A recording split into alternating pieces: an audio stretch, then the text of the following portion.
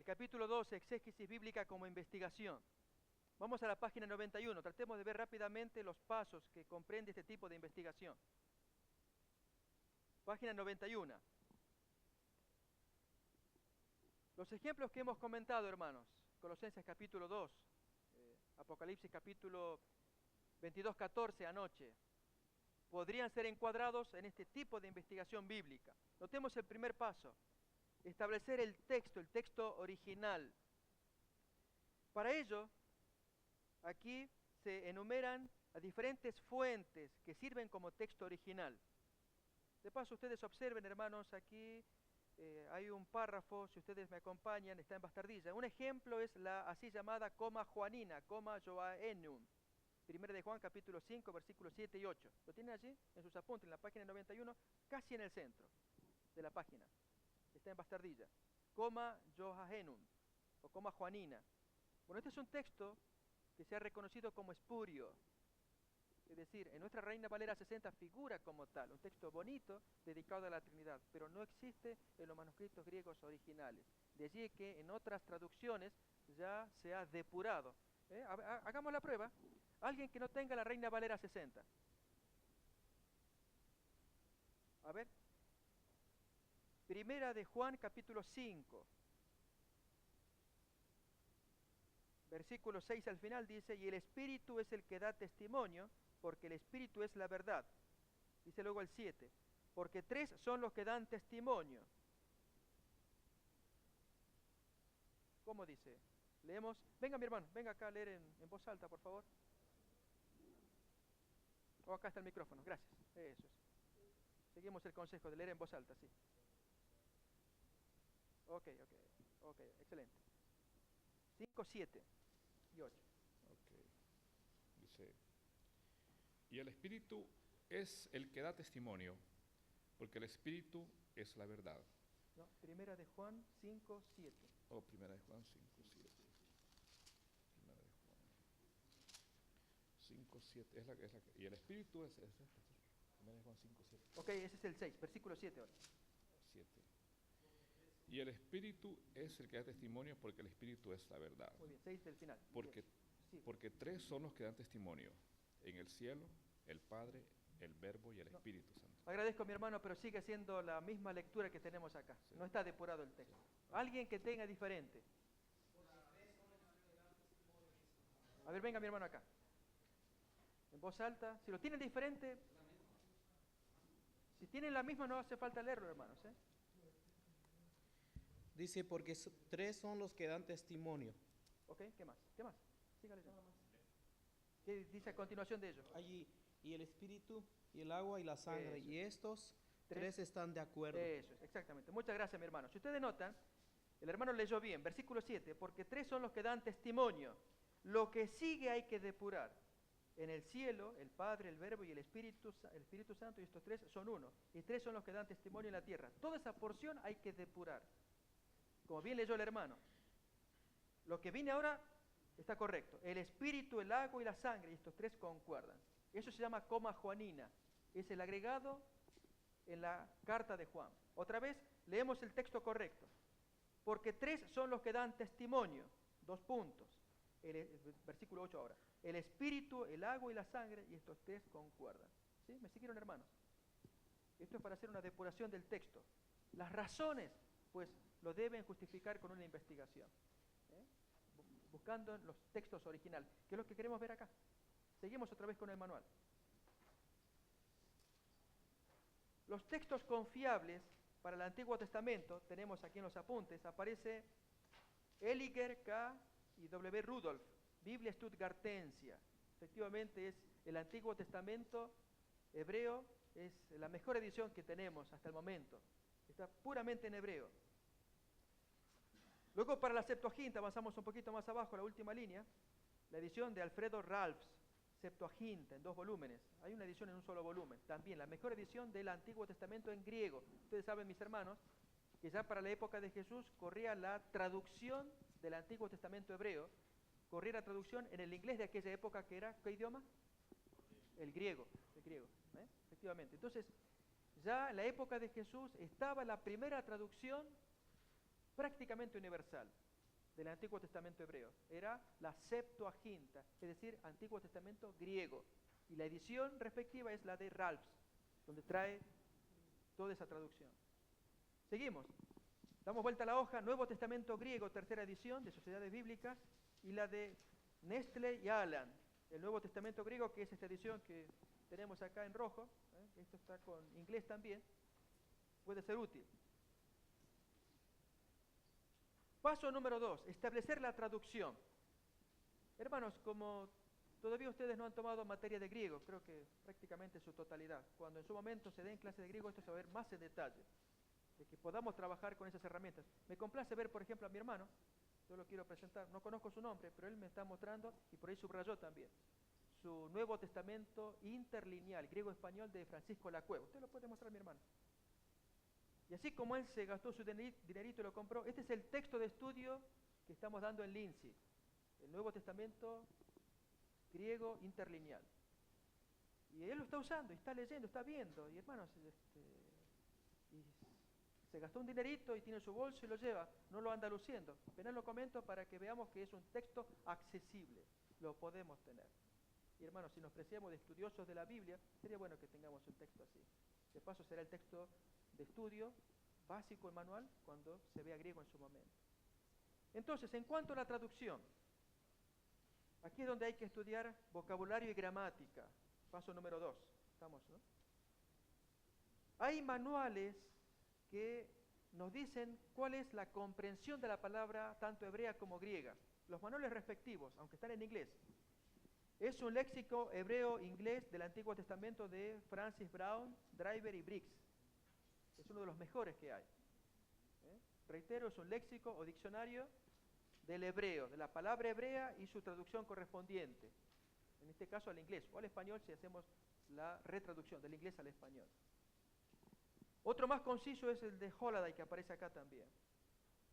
Y después tenemos algunas gramáticas útiles, aparecen más abajo, de Gesenius, ustedes lo pueden ver ahí, y Couch, Meyer, Rudolph. Lo tienen, me van siguiendo en la página 93.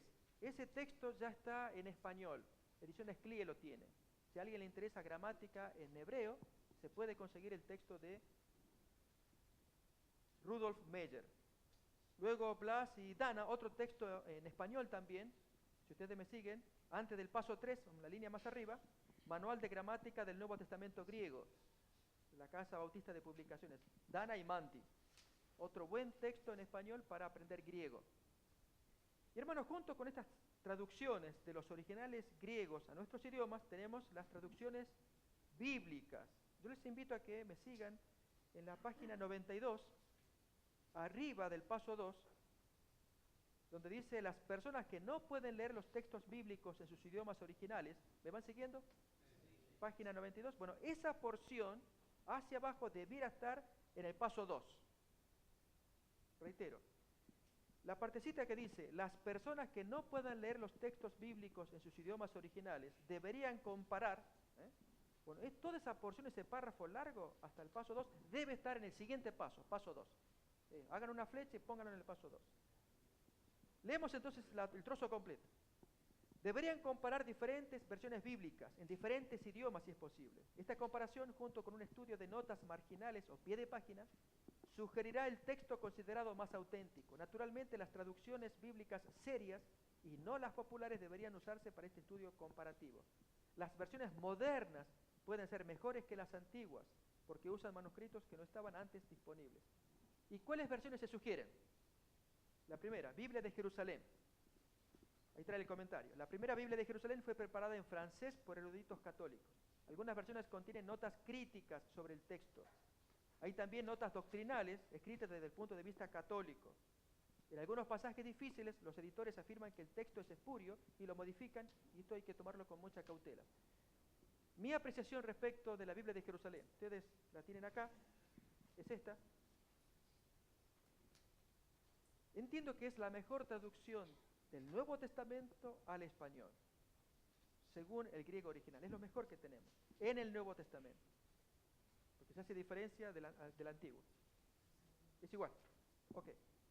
Las notas de pie de página, notas marginales que trae.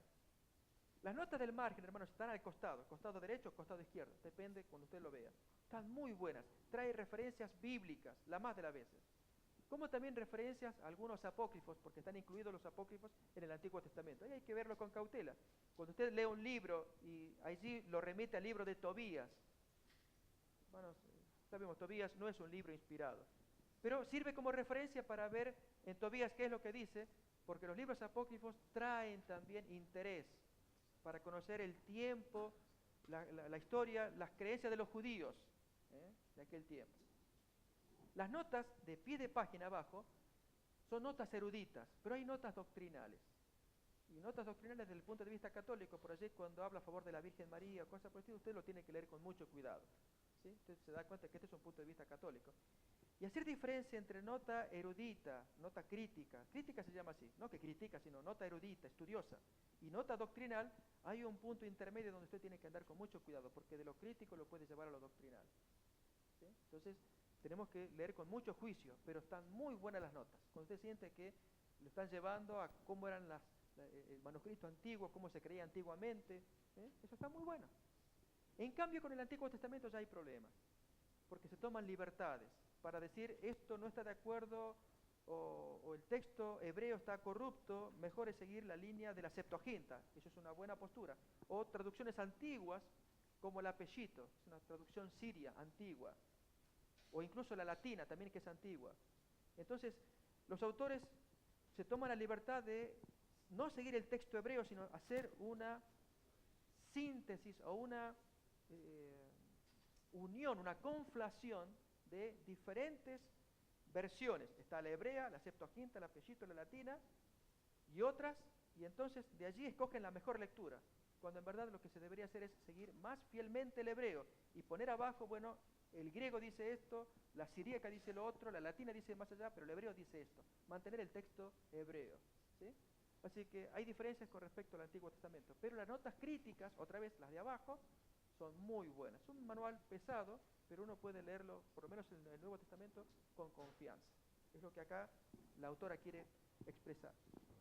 Seguimos con otras Biblias, hermanos.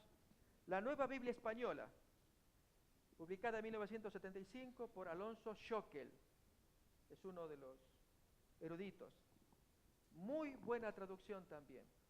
Se caracteriza por transmitir en un lenguaje moderno cómo eran los modismos de aquel tiempo. Y allí es que no sigue tal y cual como lo tenemos en nuestra Reina Valera 60, pero la forma en cómo lo expresa, usted lo lee y dice, yo no lo había visto así. En cambio la Reina Valera dice de una manera, por ejemplo en Mateo 5, cuando Jesús dice a tu hermano cuando le digas imbécil, bueno, allí lo expresan de otra manera. Y entonces usted dice, pero lo veo diferente. Bueno, véalo diferente, porque los autores que son eruditos en modismos quieren expresar al español y por ahí lo expresan un poquito diferente. Digo poquito, hermanos, no cambia la doctrina de ninguna manera. Mejora la comprensión del texto bíblico. Otra traducción católica, Nácar Colunga, dice, la consideran bastante fiel a los idiomas originales, tiene introducciones a los diferentes libros y notas interesantes. Y tenemos la Reina Valera, la edición 60 de Sociedades Bíblicas y la 77 de CLIE. Basada en el antiguo texto de Casiodoro de Reina y Cipriano de Valera, recordemos, 1569 y 1602. Esta Biblia ha sido revisada y cotejada con otras traducciones, con los textos hebreos y griegos, y una dicción que intenta ser crítica, hermanos, lo logra en buena medida, es la de Moisés Chávez. Esta Reina Valera 1989, donde menciona por qué se escoge esta lectura y no esta otra. Por ejemplo, 22:14 de Apocalipsis, fue el estudio que tuvimos anoche. Leo aquí el comentario. Dice, bienaventurados los que lavan sus vestiduras para que tengan derecho al árbol de la vida. Y al poner la palabra vestidura ponen la letrita I, la referencia. Voy abajo y me lleva. I. Algunos manuscritos tardíos dicen los que guardan sus mandamientos. Aquí ya me dice, manuscritos, ¿cómo los llama? Tardíos. ¿Sí? Moisés Chávez. Él estuvo trabajando en esta, y él preparó una gramática y un léxico hebreo-español. Ediciones CLIE. Muy buen trabajo también en español. Bien, mis hermanos, ya estamos viendo entonces los diferentes pasos. Establecer el texto original. Recuerdan cuando anoche escribimos en el pizarrón una lectura y después comparamos con la otra. ¿Cuál de las dos es la correcta?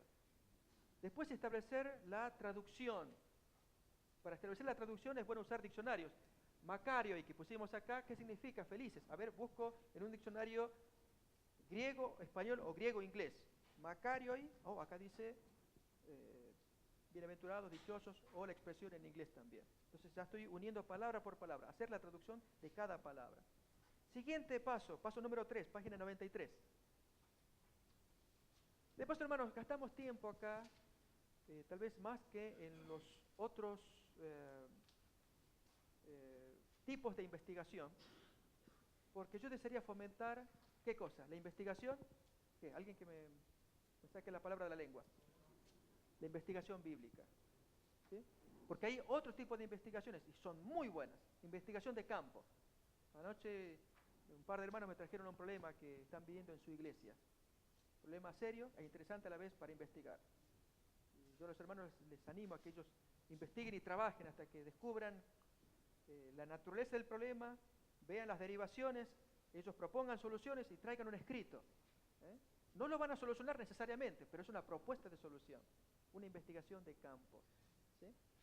Bueno, en el caso de la investigación bíblica, hermanos, quizás como forma de traer, de quemar las neuronas, de proponernos investigar, aunque quizás la investigación de campo traiga más soluciones o mejor, me traiga más propuestas. ¿Por qué? Porque con las propuestas bíblicas ya ahí están los eruditos, ustedes saben.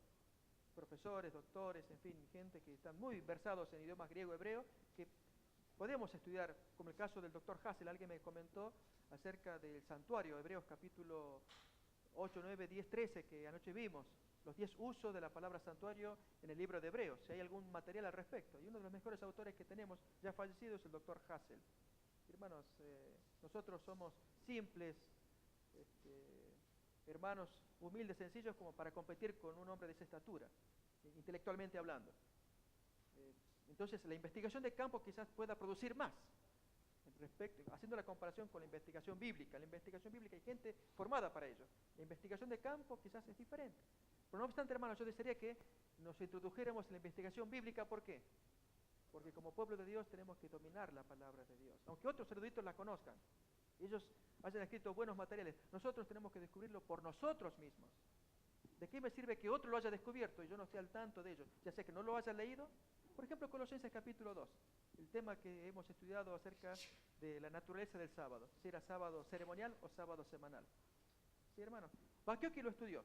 Muy bien, él lo puso por escrito, enhorabuena que lo puso por escrito. Y lo distribuyó.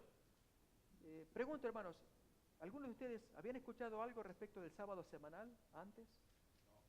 ¿No? Y esto que ustedes no leyeron a Bakioki, que apenas escucharon a este servidor. Y ustedes bien podrían decir, pastor, mire, lo escuchamos, usted habla muy rápido, pero no le creo, o sea, hasta que yo no lo investigue. Si usted me dice eso, hermanos, le estrecho la mano y lo abrazo, porque así tiene que ser, tiene que investigar, no quedarse con cualquiera.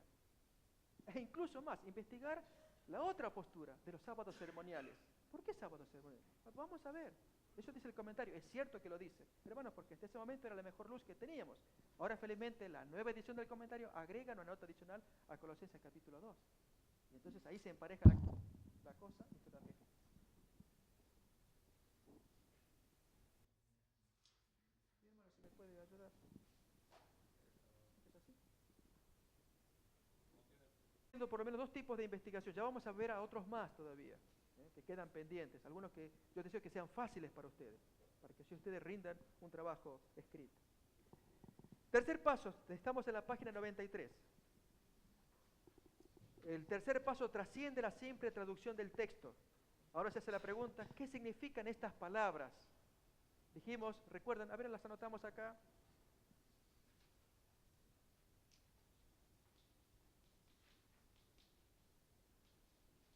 Macarioi, hoi poiuntes,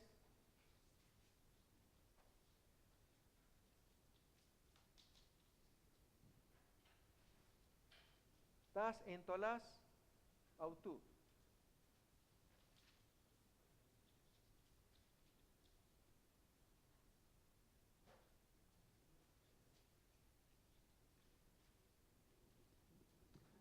son las palabras en griego de la versión Textus Receptus, ponemos así.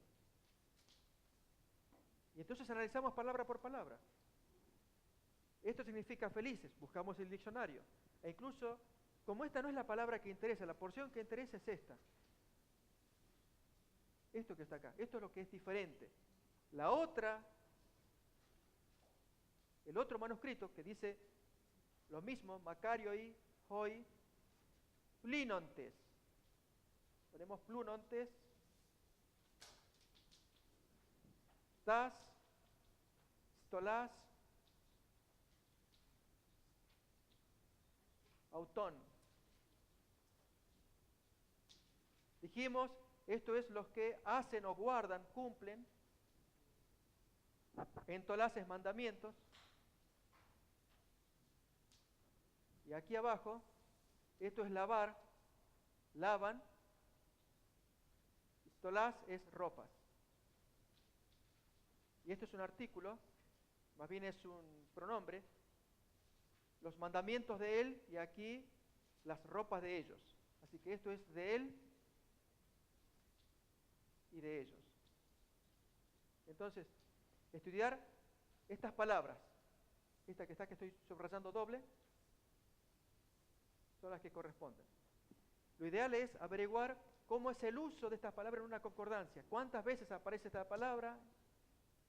En los otros contextos, esta otra también. Hasta tener un panorama claro de qué significa realmente una palabra y la otra.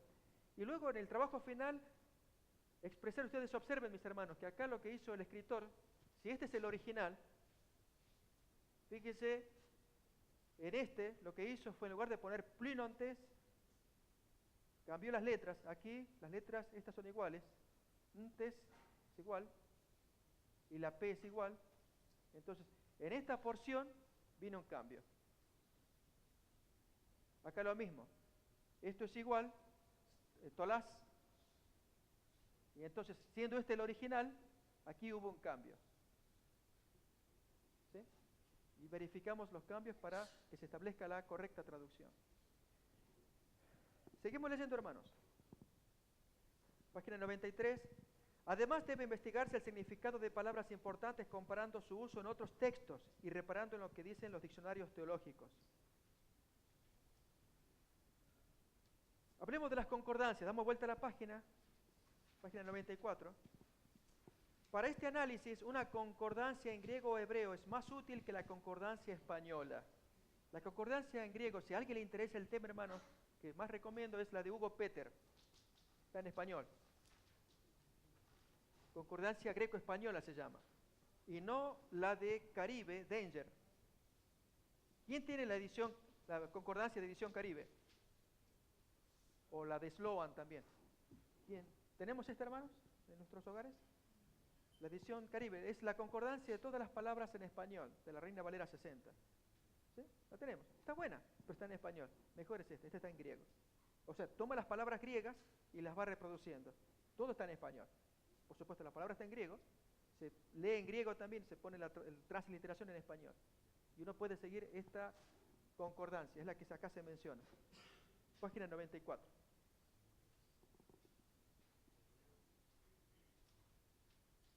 Diccionarios teológicos.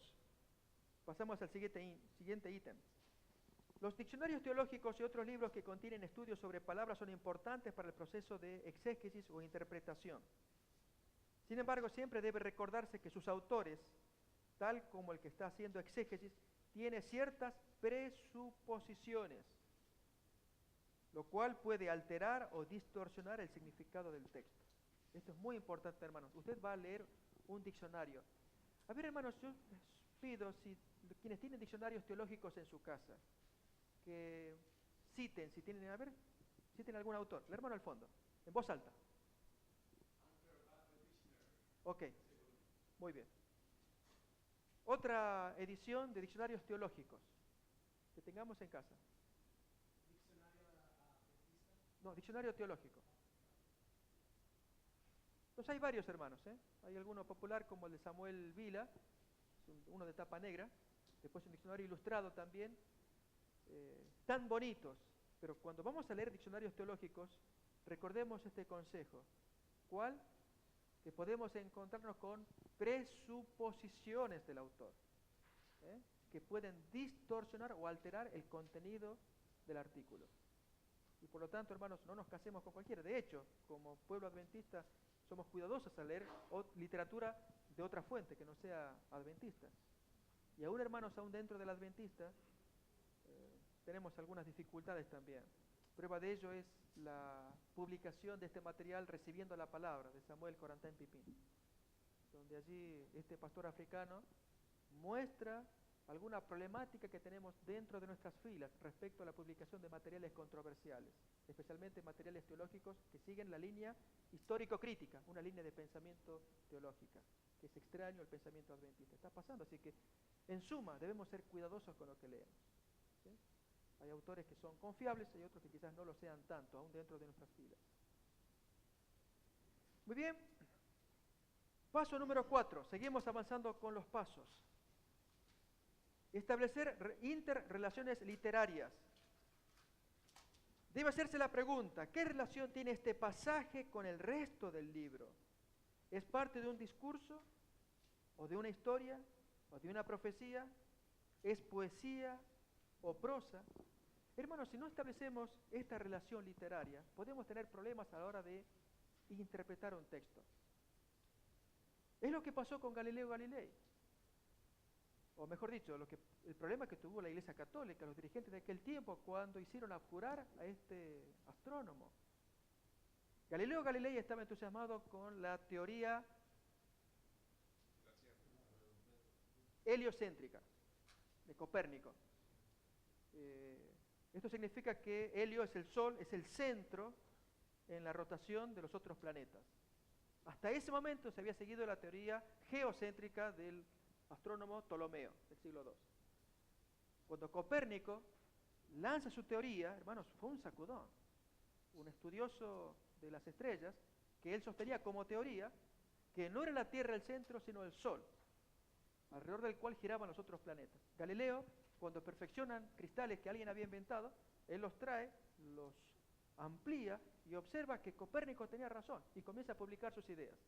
¿Para qué, hermanos? La Iglesia Católica se levanta como leche hervida diciendo, no, este hombre está sumamente equivocado, está atacando la palabra de Dios, porque ataca un texto de un salmo. Salmo, leemos, hermanos, si lo encontramos, Salmo 19.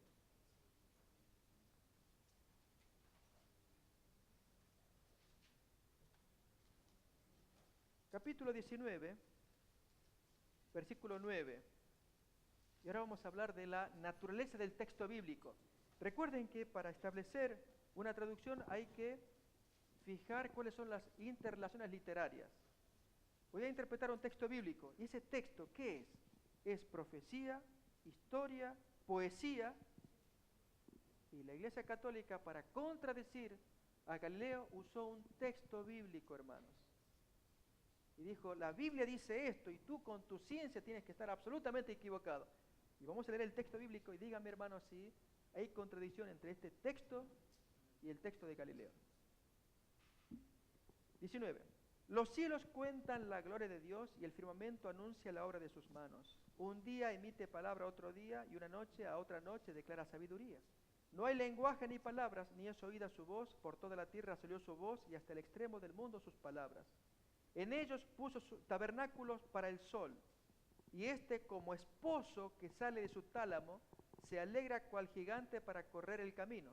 De un extremo de los cielos es su salida, y su curso hasta el término de ellos, y nada hay que se esconda de su calor. Dice, como esposo que sale de su tálamo, recorre el camino. Así que es el sol el que recorre el camino.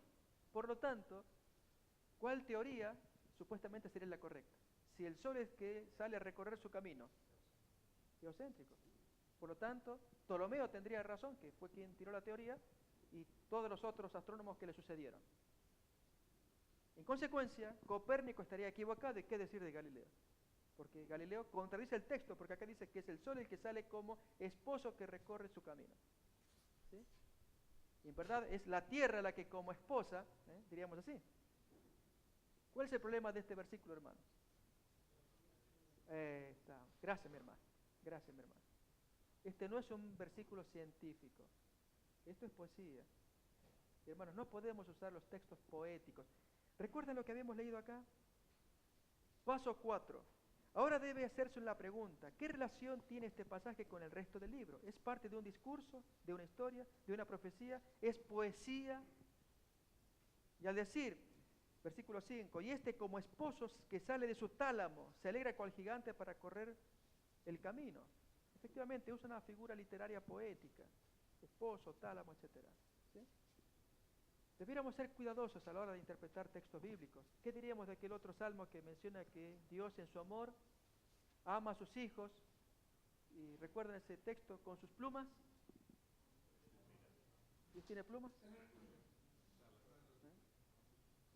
Con sus plumas te cubrirá. No, hermanos, Dios no tiene plumas. O suponemos que no lo tiene. Pero no vamos a afirmar por ese texto que tiene plumas. ¿Por qué? Porque son textos que están en un contexto poético.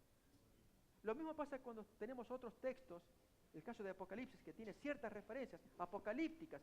El tipo de lenguaje apocalíptico es diferente del lenguaje histórico. A ver, ¿qué textos ya ni son poéticos ni son apocalípticos? A ver, mencionemos textos que son históricos, puramente históricos. ¿Cómo cuáles? Oh, sí, me piden que el que responda use el micrófono. Gracias, pastor. Sí. Hermano, no, cantar no, eso es poético. Cantar es romántico, además de poético. No, hermanos, Hechos de los Apóstoles, Crónicas, Reyes. Por lo tanto, allí, al hacer historia, vamos a esos textos y buscamos historia. En algunos tramos habrá poesía, como en algún salmo que está metido en Crónicas, pero ahí el texto dice que es una poesía o un salmo, y se lo estudia como tal. Y hacemos diferencia entre lo que es historia y poesía, aún en ese capítulo de Crónicas. Bueno, esto tiene que ser útil y válido cuando hacemos el estudio de un pasaje, recordando el paso 4, que es hacer las interrelaciones literarias. Esto es descubrir los géneros literarios que traen los textos bíblicos. Paso 5, hermanos. Avanzamos más todavía. De paso, ustedes pueden ahondar en detalle. El texto es claro. Nuestra autora, la hermana Fimeister, escribe en forma sencilla, de modo que uno puede seguir la lectura. Y sobre todo, leer los textos que se sugieren, los manuales, que uno, si puede conseguir, tanto mejor. Paso 5, establecer el contexto histórico y geográfico. Hermanos, texto histórico. Yo anoche tuve una charla amable con una hermana. Y a las damas en general les voy a dedicar un texto. Y espero no ser antipático con el texto que voy a leer ahora. Porque ustedes lo van a resolver con el quinto punto, el quinto paso, establecer el contexto literario. San Pablo dijo, bueno es al hombre no tocar mujer. ¿Sí? Y por lo tanto, debido al texto allí, Pablo dice, bueno sería que fueran como yo. Deberíamos promover, según el caso, la abstinencia, abstención, la separación. No sé si en la iglesia popular el hecho del celibato estaría justificado con lo que Pablo estaba diciendo. Al punto, hermanos, que hay hermanas que se han puesto refractarias, contrarias a Pablo. Con lo que Pablo dijo ahí, no toquen. ¿Pero qué quiere decir Pablo? Que no toquen mujer. A ver, leamos. 1 de Corintios capítulo 7.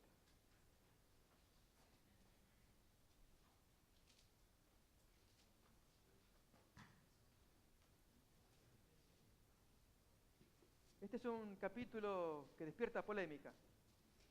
Que el matrimonio más bien va por vía de concesión. Versículo 1 y 2. En cuanto a las cosas de que me escribisteis, bueno le sería al hombre no tocar mujer, pero a causa de las fornicaciones, que cada uno tenga su propia mujer y cada una tenga su propio marido. O sea, el matrimonio va por causa de las fornicaciones. ¿Qué es esto? Por ahí dice, bueno, fueran que estén como yo, que ando solo, pero si no tienen don de continencia está bien, pero mejor es esto otro que está acá. Y entonces una mujer cuando lee esto, dice, ¿qué quiso decir Pablo acá? ¿Nos damos cuenta, hermano? Hay personas que usan el capítulo 7, en el caso de la Iglesia Popular, como texto universal, que debería promoverse el celibato. Nada más lejos de la verdad. Por una simple razón. la clave de todo el capítulo es como el fundamento de todo el edificio, es el versículo 1, la primera parte. En cuanto a las cosas que ustedes me escribieron, por favor, y comienza a decir, hermanos, entonces los corintios habían escrito cosas tremendas de las prácticas que ellos tenían, y por lo tanto, el consejo del capítulo 7 se aplica a Corinto. El problema es de ellos, no un problema de otras localidades, como para extenderlo universalmente. Hermanos, cuento más para entender lo que es el contexto histórico o geográfico, que menciono en el punto 5. Estrabón es un geógrafo de unos 2 siglos antes de Cristo, y él hizo popular un proverbio antiguo referente a los corintios. Corinto es un puerto marítimo o una zona de puerto donde llegaban marineros. Y los marineros, ustedes saben, son hombres de mundo. Bueno, espero que no haya ninguno acá, nadie se ofenda, pero son hombres que dejan su familia en su casa y a recorrer el mundo, sin compromisos, como los pájaros o, ¿no es cierto?, los picaflores que están picando aquí, picando allá, ¿no? Enamoran mujeres y corrompen. Alguna vez charlé con un hermano marinero que quería dejar su oficio. De paso, hermanos, hay buenos marineros, bellas personas como fue nuestro pionero José Bates, modelo de hombre. El ministerio que hizo en su barco. La historia de Bates es interesante respecto de su experiencia como marinero. Bien, hermanos, ¿qué ocurría entonces? El marinero recorría puertos y corrompía mujeres.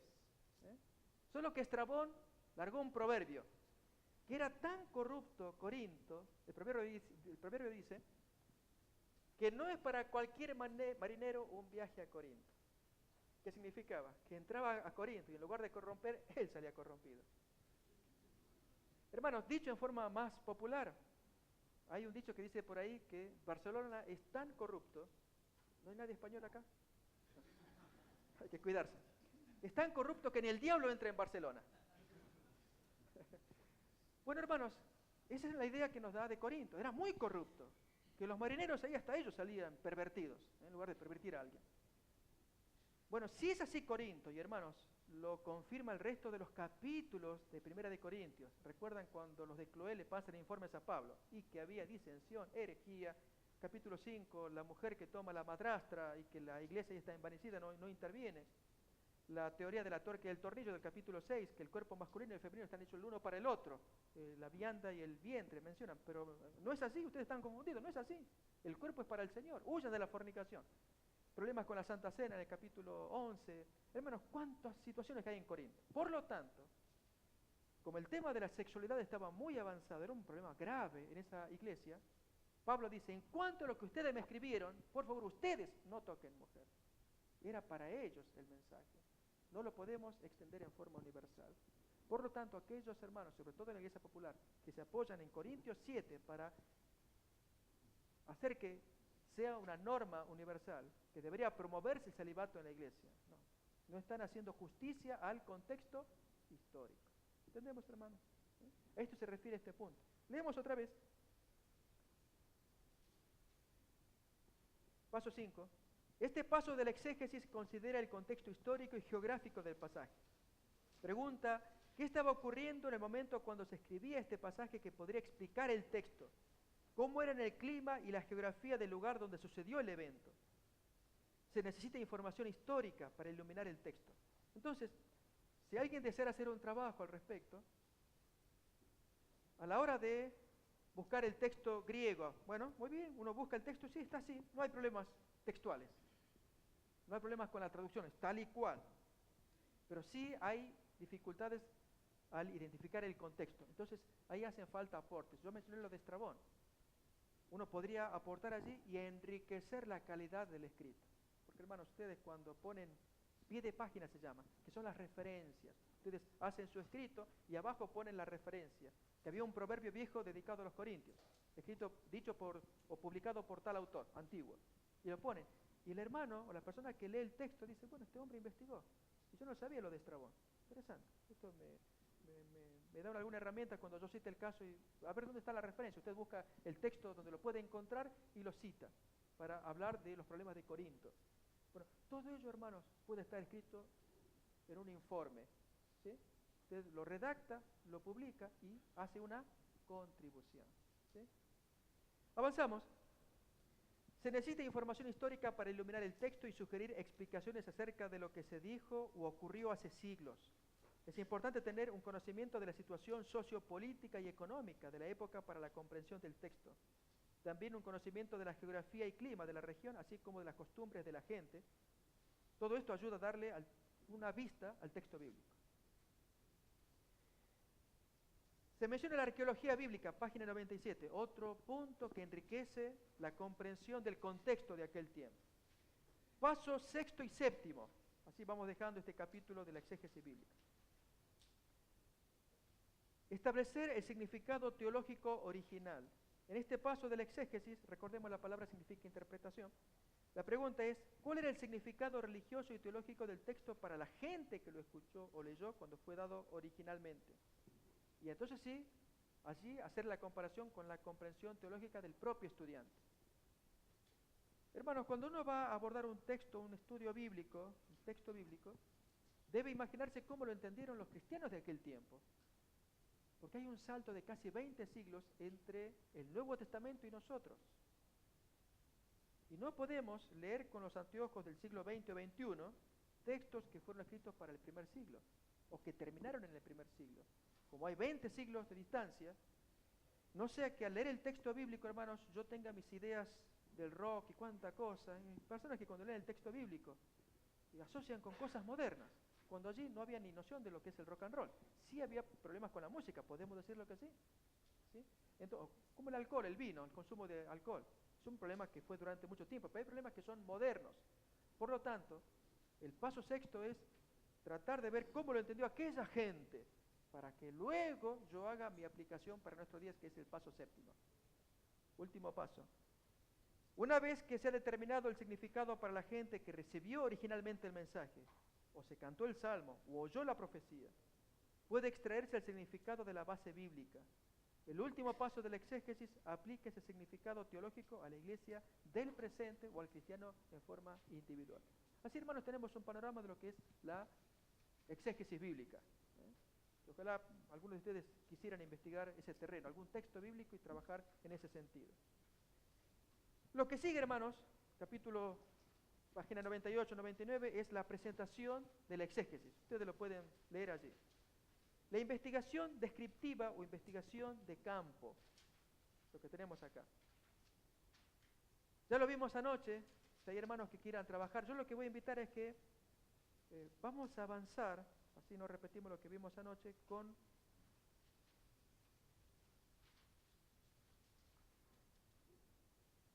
un nuevo tipo de investigación, que es la reseña de libros. Algo se comentó anoche, pero lo vamos a ver mejor. Esto está en la página 151. Comentarios críticos o reseñas críticas.